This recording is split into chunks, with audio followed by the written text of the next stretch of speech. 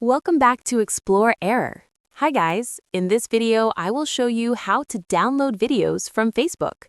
The process is very simple and easy. First, open your Facebook app. After opening it, go to the video section of Facebook by tapping on the video icon. From here, choose the video that you want to download from Facebook. For example, I will select this video. Now you only need to do one thing. Tap on the three dots and then tap on the option Copy Link. Now the link of the video has been copied. Go back from Facebook. Now open the browser on your mobile phone and type the same thing as I am typing and search for it. Here you will see the option Facebook Video Downloader. Simply tap on it and paste the URL of the video here.